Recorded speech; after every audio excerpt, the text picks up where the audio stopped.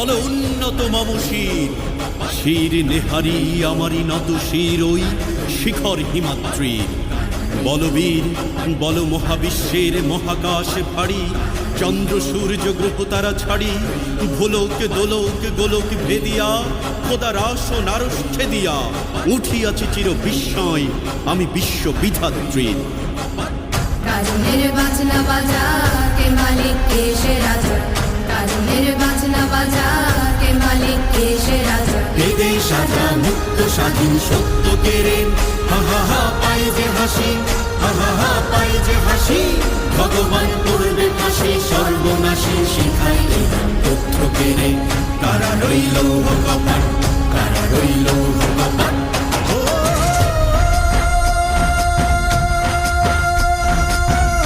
কারা রইল কপাট, কারা রইল কপাট, ভেঙে ফেল কর রেলোপাট, রক্ত জমাট শিকল পূজার পাষাণ বেদী।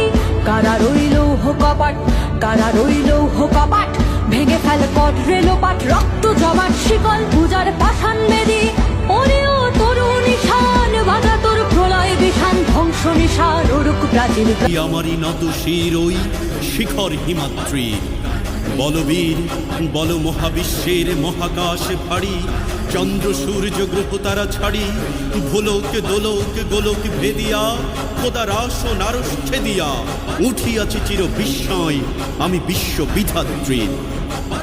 কারণের বাজনা বাজা কে মালিক কে সে রাজা, কারণের বাজনা বাজা কে মালিক কে সে রাজা। বেদে সাজা মুক্ত স্বাধীন সত্য কেড়ে, হা হা হা পাই যে হাসি, হা হা হা পাই যে বাংলা নকশি বাংলা, নকশি বাংলার কাজের খবর সকলের উন্নয়ন। নকশি বাংলা এগিয়ে কি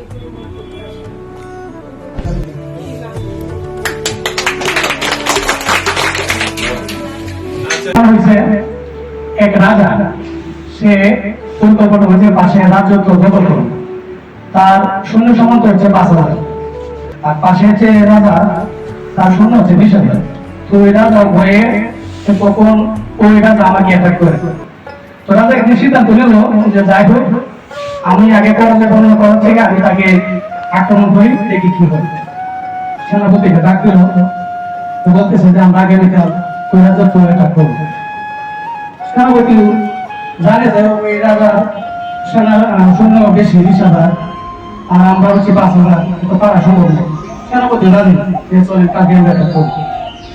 তো সবাই রওনা দিল। তো রাস্তায় যায় সেনাপতি বলতেছে, রাজামশাই আমরা তো অ্যাটাক করবো, তো এই পাহাড়ের কাছে এক ফকির আছে, তার কাছে জিজ্ঞাসা করে যে আমরা কি যুদ্ধে জয়লাভ করতে পারবো কি পারবো না।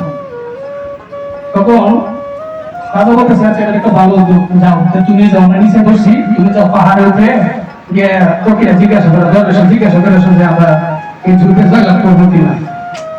তখন সে গেল, যাওয়ার পর নাইমা আসছে, সে রাজা জিজ্ঞাসা করতেছে যে উনি কি বলছেন।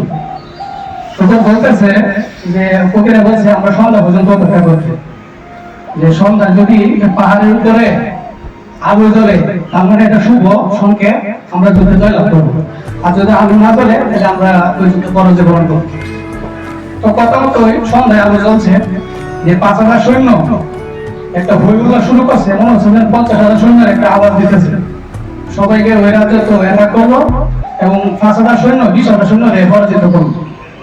তারা আত্মবিশ্বাস নিয়ে যুদ্ধটা করছে।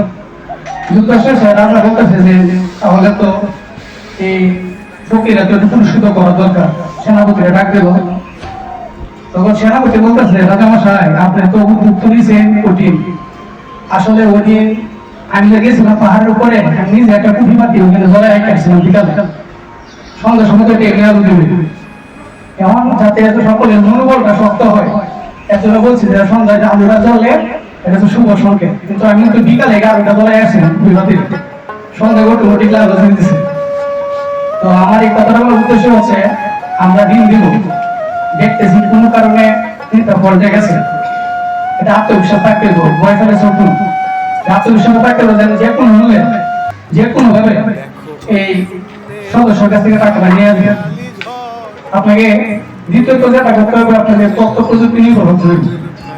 তথ্য প্রযুক্তিটাকে যেমন ধরেন এখন চলতেছে ফুটবল, এবং আমরা তো যারা মাঠ পর্যায়ে থাকি তার দোকানে তো যারা দৈনিক কাজ করি আলোচনাতে ফুটবল নিয়ে হয়, আপনাকে রাত জায়গায় টিভি দেখতে হইব না, একটু হাইলাইটে দেখতে গেলেন, আলোচনা তো এটাই। যদি কথা বিষয়ে কথা না করতে পারেন তাহলে কিন্তু একটু আনইজি হয়ে যায়। তো এই দিকটা সবাই একটু খেয়াল রাখবেন। আর মনে রাখবেন এই আপনার ঢাকার কিন্তু গরিবের বাড়িতে ডাকাতি করে না, গরিবের বাড়িতে ডাকাতি করে। আর শয়তানও ভালো মানুষের কাছে আসে, খারাপ মানুষের কাছে যায় না। তো কর্মক্ষেত্রে আপনাকে দেখবেন যে নানা চলচাতুরি, নানা কুমন্ত্র, নানা দিক থেকে আপনার দিকে আসবে। তো এই দিকটা সবাই একটু নিজের সেফ রাখবেন, যে ভাবতে হবে যে এই কর্মটার মধ্যে আমার, এটার মধ্যে আমার সব, এভাবে সবাই কাজ করবেন। আর কৌশলী হতে হবে নিজেকে। সবাই কিস্তি কালেকশন করে, আমিও করি। আমার বয়স 1 বছর 2 বছর, নতুন ছেলের কাছ থেকে যদি আমার শিখতে হয়, তার থেকে যদি 2 সালে আমি বেশি না জানি না বুঝি, এটা নিজেকে নিজের একটা কৌশল হিসেবে হয়ে তুলবে। কৌশল এরকম, এক উকিলের কাছ থেকে এক শিক্ষকে আপনার কুয়া কিনছে। কুয়া কেনার পর কিছুদিন পরে ওই উকিল আবার এই শিক্ষকের ধন্যবাদ।